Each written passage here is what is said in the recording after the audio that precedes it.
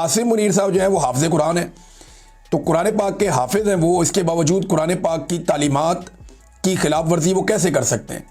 वो एक ऐसा इस्तिस्ना कैसे ले सकते हैं जो गैर शरई है और गैर इस्लामी है और कुरान पाक की तालीमात के मुनाफी है? वो कैसे एक ऐसा इस्तिस्ना ले सकते हैं? इस पे बड़ी लंबी चौड़ी बात की वहां पे उलमा इकराम ने, और उन्होंने इज्तमाई तौर पे इसके बारे में कुरानी आयात का हवाला दिया, अहादीस का हवाला दिया और इस्लाम की मिसालों का हवाला दिया। उन्होंने खुलफाए राशिदीन की मिसालों का हवाला दिया।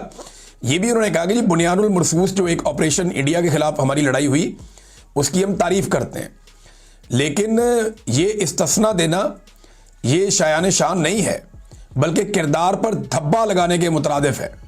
यानी फील्ड मार्शल के या मिलिट्री के किरदार के ऊपर एक धब्बा लगाने के मुतरादिफ है। ये नहीं किया जाना चाहिए। ये इजलास मुतालबा करता है कि इस तरमीम को मनसूख किया जाए या कौमी मुशावरत और पार्लियामेंट के इत्तफाक से दस्तूर पाकिस्तान की रूह के मुताबिक इसे ढाला जाए, क्योंकि दस्तूर किसी कौम और मिल्लत का इजमाई मीसाक होता है। देखिए, पाकिस्तान के आइन में लिखा है कि इस आइन में कोई भी चीज़ इस्लामी तालीमात से मुनाफी नहीं शामिल हो सकती। कोई तरमीम ऐसी नहीं हो सकती जो इस्लाम की शरीयत की बुनियादी रूह से मुतसादिम हो। लिहाजा ये तो काम हो गया, अब उलमा इकराम ने कह भी दिया। अब देखते हैं कि बाकी ये उलमा इकराम इसके ऊपर कोई तहरीक चलाते हैं या डंडे से डर के चुप करके बैठ जाते हैं, इसके ऊपर हम नज़र रखेंगे। लेकिन मौलवी हल्के पै गए आसिम मुनीर साहब को कि जनाब आपका इस्तिस्ना गलत है। अब जरा वो जो है सदर पाकिस्तान ना 3 में ना 13 में, उसको तो लेना देना ही कोई नहीं, उसको आप इस्तिस्ना दे दें ना दे दें, वो जरा क्या कर सकता है। जितनी देर बैठा है उतनी देर इस्तिस्ना है। जब वापस जाएगा सियासतदानों पे केस बनते रहते हैं, जरदारी पे फिर केस बन जाएंगे और कई सही बन जाएंगे, कई गलत भी बन जाएंगे। एस्टेब्लिशमेंट ने बाजू मरोड़ना होगा, गलत भी बना देगी। ठीक केसेस भी इनके ऊपर बहुत सारे हैं, यानी इनके जाली अकाउंट्स के केसेस बाकी हैं, वो चलते रहेंगे, सियासतदान भुगत लेते हैं।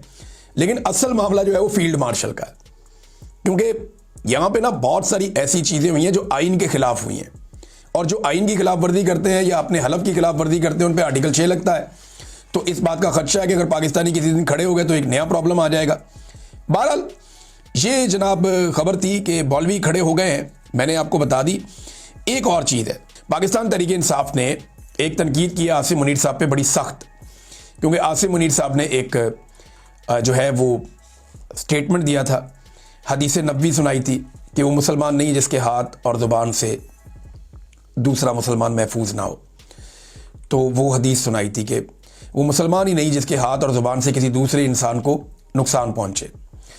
तो इस पे पाकिस्तान तहरीक इंसाफ ने कहा कि पिछले 3 साल से आसिम मुनीर के नाजायज़ दौरे हुकूमत में इस हुकूमत के साथ जो हुआ, इस कौम के साथ जो हुआ, उससे दुनिया और आखिरत दोनों में इस्तिस्ना मिलना मुश्किल है।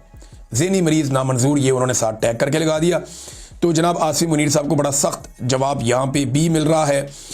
नाज़रीन, एक और चीज़ है, अमार सुलंगी के नाम से एक अकाउंट काम कर रहा था।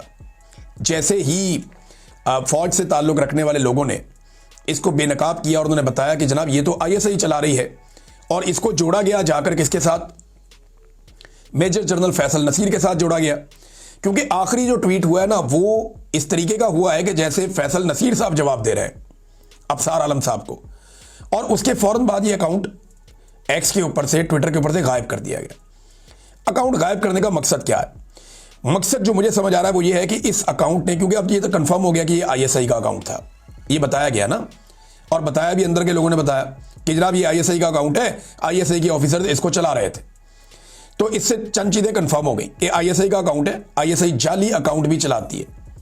हम बाकी जाली अकाउंटों को सर पकड़ के बैठे होते हैं कि यार ये क्या चल रहा है अजीबोगरीब, किसी बंदे की पहचान नहीं है, कोई कुछ भी कह सकता है।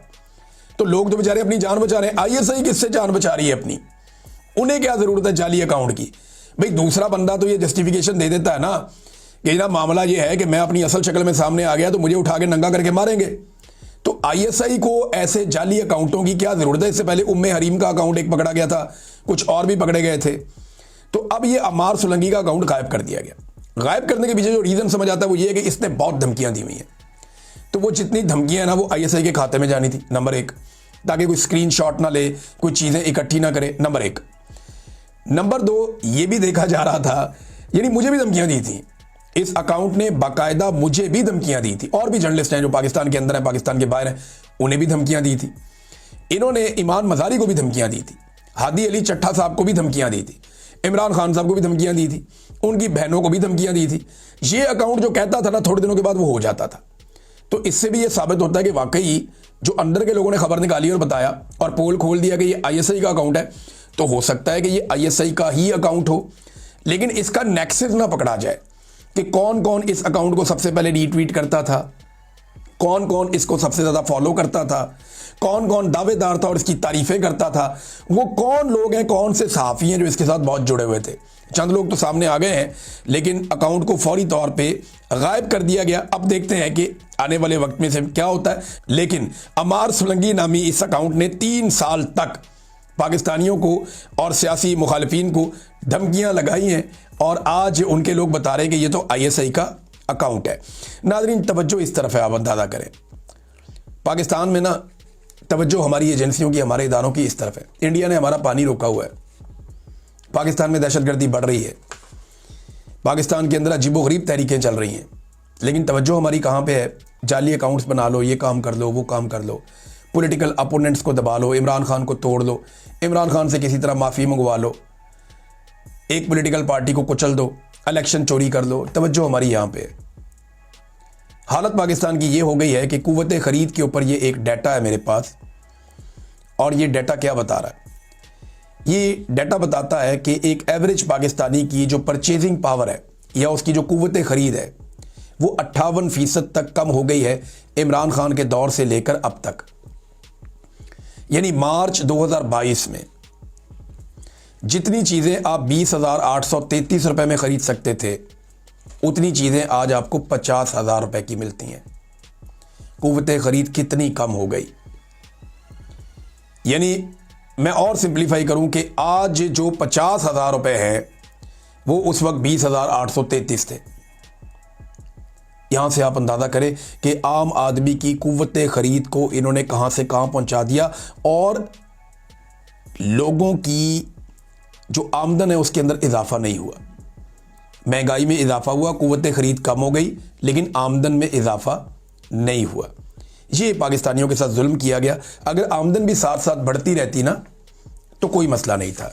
ये जिस मुल्क में मैं रहता हूँ यहाँ पे चीज़ें बहुत महंगी हैं, लेकिन लोगों को बहुत पैसे मिलते हैं, लोग बहुत पैसे कमाते हैं। एक आदमी एक दिन में लगभग यहाँ पे अगर काम करे 8 घंटे, तो मेरे ख्याल में पाकिस्तानी कोई 35 से 40 हज़ार रुपया कमा लेता है।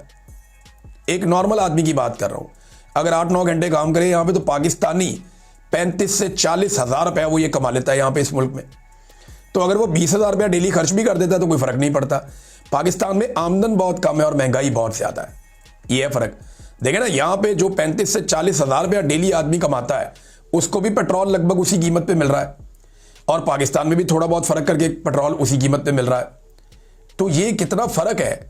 जब आमदन आप नहीं बढ़ा सके लोगों की, तो आपने उनकी कुव्वत ख़रीद कम कर दी, और ये पाकिस्तान के साथ हो रहा है। जहाँ तवज्जो देनी थी वहाँ पाकिस्तान की हुकूमत ने तवज्जो नहीं दी, और जहाँ नहीं देनी थी वहाँ पे एजेंसियों ने भी हाथ धो के तबाही फेर दी।